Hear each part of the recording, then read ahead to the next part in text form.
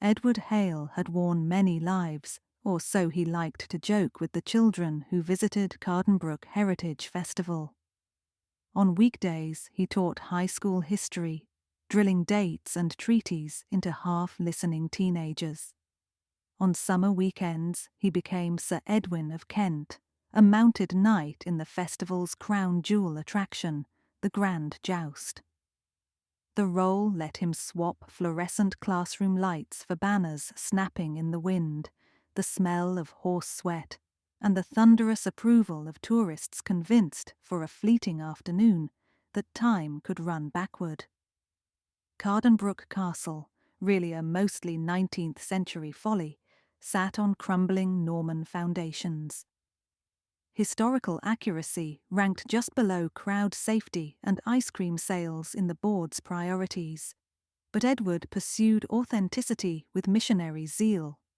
He re-stitched his surcoat by hand and replaced visor screws with hand-forged rivets.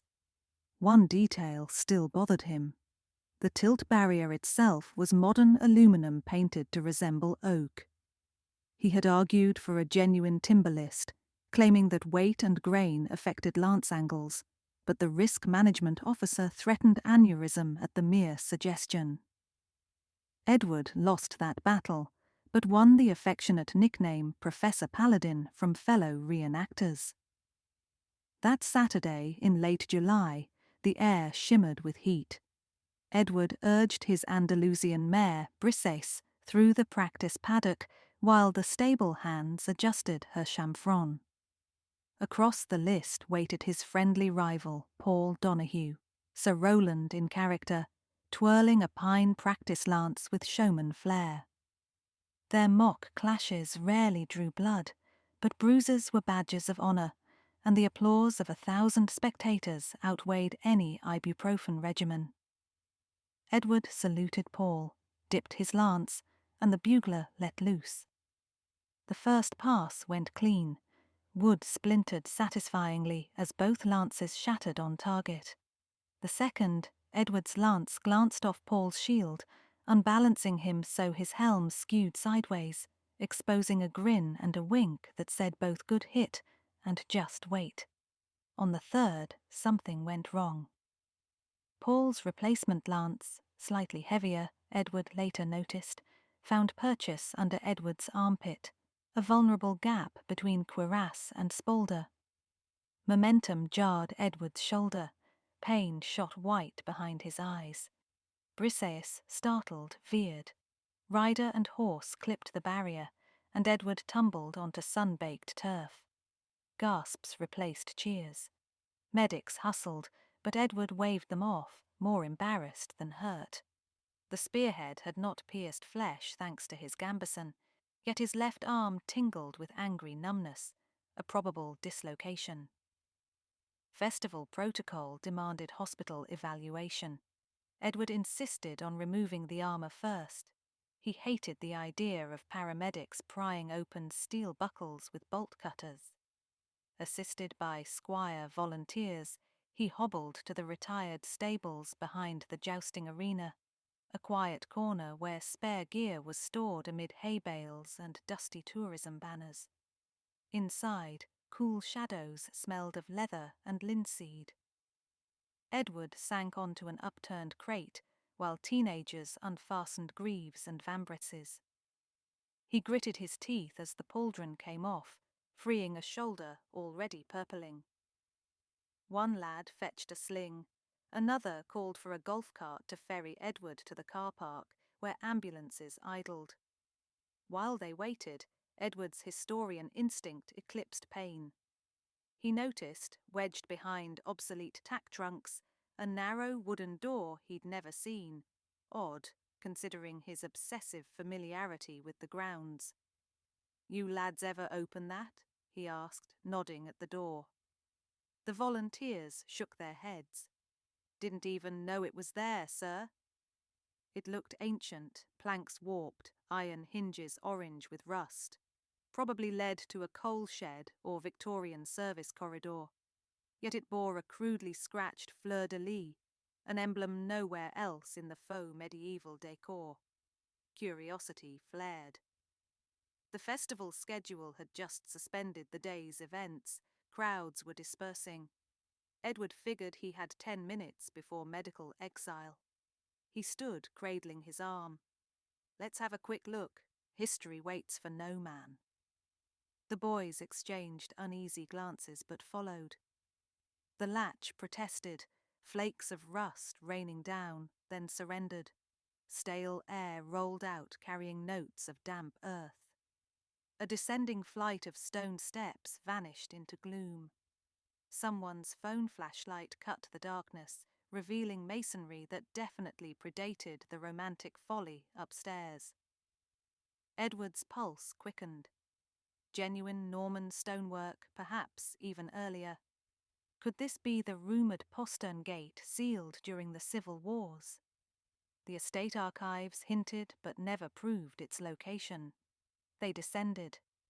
15 steps ended in a vaulted chamber no larger than a classroom. Walls sweated moisture. The floor was packed dirt strewn with straw decomposed into sour mulch.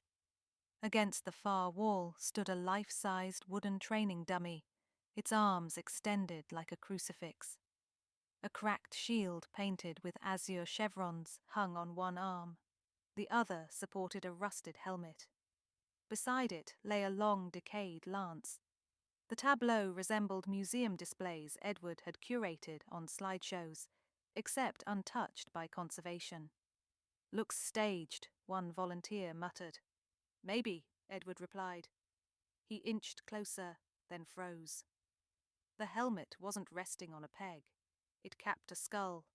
Beneath a mail coif, brittle as cobwebs, cervical vertebrae stacked in yellowed repose. Collapsed leather straps hinted at gambeson layers, and iron plates mottled with corrosion still hugged a ribcage. It was a knight, an actual medieval warrior, propped upright for eternity, like a grotesque coat rack. One boy swore. Another retched quietly. Edward's academic brain reeled with hypotheses while his emotional core trembled. A human body in original harness, untouched by grave robbers or curators, was the discovery of a century. Yet why here, locked in a hidden room? He approached, ignoring the twinge in his arm. The armour was transitional, mail interwoven with early plate, circa late 13th century. The surcoat's faded threads once bore azure chevrons, identical to Cardenbrook's earliest documented lord, Guillaume de Chartres, crusader and rumoured tyrant. Chronicles claimed Guillaume died abroad, yet rumours persisted. He returned under scandal and vanished. Edward's mind raced through genealogies. Was this the missing baron?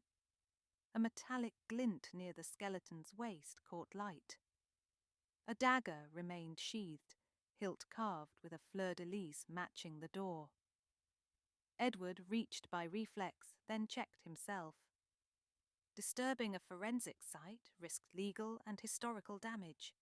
Still, his fingers brushed the pommel, feeling cold ridges under grime, tactile proof of centuries. Something shifted. A soft clatter echoed as bone settled. On instinct, Edward stepped back. Dust motes danced like spores. One volunteer sputtered, "We should call the police."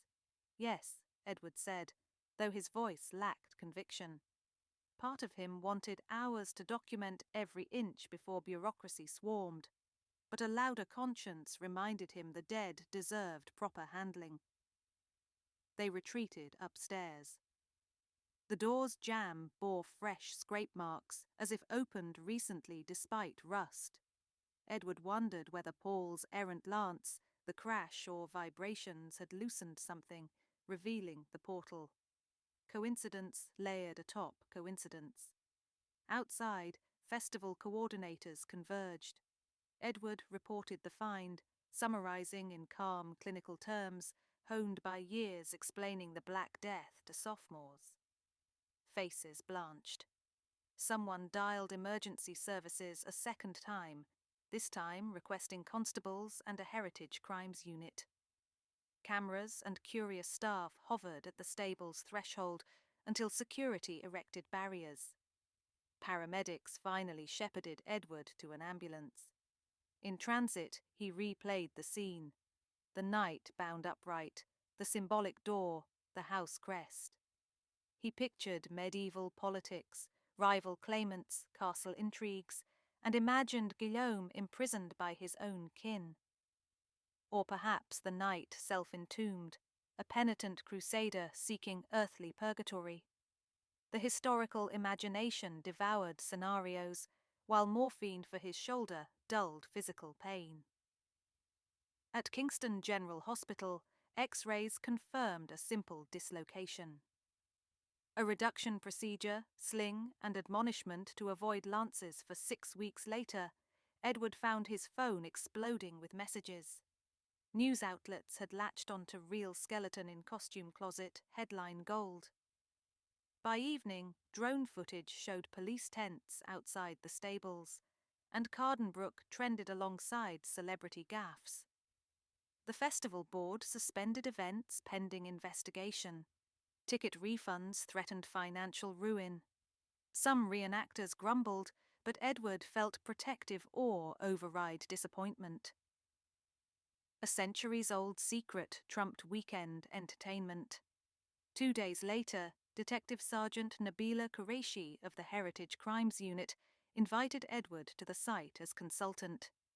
He arrived with his arm in a sling and mind buzzing. The chamber was now a controlled excavation. Plastic sheeting, LED arrays, and white-suited forensic archaeologists. Qureshi introduced Dr. Lena Marsh, osteoarchaeologist, who briefed them. Preliminary analysis dated the remains between 1270 and 1320. Isotopic testing would refine. Trauma patterns showed numerous healed fractures consistent with horseback combat, plus perimortem fractures of wrists and ankles, suggesting binding. Cause of death unclear. Edward examined soil stratigraphy. Layers indicated the chamber had been sealed roughly contemporaneously with the body. No later disturbances until their modern entry. A time capsule. On the floor they had found, half buried, a vellum scroll encased in waxed linen. Conservators unrolled it under controlled humidity. Photographed fragments displayed looping Latin script. "Can you translate?" Dr. Marsh asked. Edward leaned over high-resolution images. Medieval Latin peppered with Anglo-Norman French phrasing read, "I, Guillaume de Chartres, Lord of Cardenabroch, commend my soul to God. I am betrayed by mine own blood, accused of cowardice before Acre's walls, though my wounds be grievous proof of service. Should my line seek the truth, let them find me here, armoured and steadfast. Cursed be he who hides my fate from history." Edward's breath caught. It was indeed Guillaume. But the scroll blended confession and accusation, vague about perpetrators. Perhaps brothers eager to inherit. The last lines chilled him. "Let my bones bear silent witness. Whoso standeth before me in arms, and breaketh a lance in honest contest, shall unseal my tomb and my honour." Edward's mind leapt. Break a lance in honest contest, like their joust, whose violent shiver might have jarred masonry, unlatching the door. Guillaume had bound his legacy to a duel reborn centuries later. The romantic in Edward tingled. The rational historian calculated statistical improbability. Detective Qureshi, pragmatic, cared more about potential homicide centuries out of statute. Still, she admitted curiosity. So the skeleton might have been walled up alive. "Possibly," Edward said, or he entered willingly, awaiting discovery by a future champion. Medieval notions of trial by ordeal and posthumous vindication weren't rare. The dagger intrigued investigators. Its blade, once drawn, bore an inscription. "Pour la vérité," for the truth. No jewels, no gilding, utilitarian yet symbolic. Media frenzy escalated. Tabloids dubbed the find the jousting ghost. Conspiracy bloggers speculated about Templar treasure. Festival sponsors panicked, while the British Museum expressed polite but unmistakable covetousness. During downtime, Edward delved into charter rolls and chronicle copies at local archives. Records suggested Guillaume's younger cousin, Bernard de Chartres, assumed lordship around 1294 under murky circumstances. Clerical letters hinted at an unresolved dispute brought before ecclesiastical court, then quietly withdrawn. Perhaps Bernard engineered Guillaume's disappearance. Yet Bernard's descendants funded Cardenbrook's later expansions, their heraldry erasing Guillaume's chevrons for a new lion rampant. Edward's daydreams now starred Guillaume as tragic hero, a man of flawed pride, entrapped by ambition and kin treachery. The night's silent vigil across 7 centuries resonated with Edward's own obsession with authenticity. He felt kinship, as though every splintered lance he'd suffered was rehearsal for this moment of revelation. A fortnight after discovery, Dr. Marsh invited Edward to witness armour removal. Conservationists photographed each phase, then gloved hands eased cuirass plates free, unveiling ribs still laced with wire to keep form. Under mail, a parchment pouch surfaced at the sternum. Inside lay a signet ring, the same chevron crest, and a small iron key. Mystery nested within mystery. Consulting castle blueprints, Edward theorized the key matched a chest rumored lost during 18th century renovations. Ground-penetrating radar scanned the courtyard and located a void beneath flagstones. Excavation uncovered a cedar coffer, its iron lock congruent with the key. Inside, a slim codex bound in goatskin, gilt edges miraculously intact, wrapped around a bundle of stained linen. The book proved to be Guillaume's campaign journal from the 9th Crusade, offering first-hand descriptions of Levantine fortifications and personal reflections on warfare's moral toll. The linen, once unrolled, revealed a pristine silk standard, the azure chevrons. Preservation owed to cedar's insecticidal oils and the vault's stable microclimate. For historians, the trove eclipsed the sensational skeleton. Guillaume's eyewitness notes challenged accepted timelines of certain sieges. His cynical commentary on papal politics humanized distant events. Academic conferences clamored for previews. Doctoral theses gestated overnight.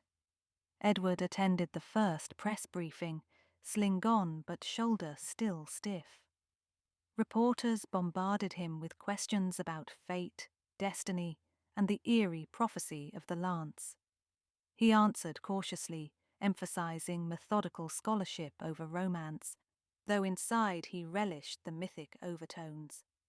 After cameras dimmed, Detective Qureshi approached. "Do you believe you freed him?" she asked quietly. Edward considered. Freed. Perhaps his story, not his spirit. History is the afterlife we grant the dead.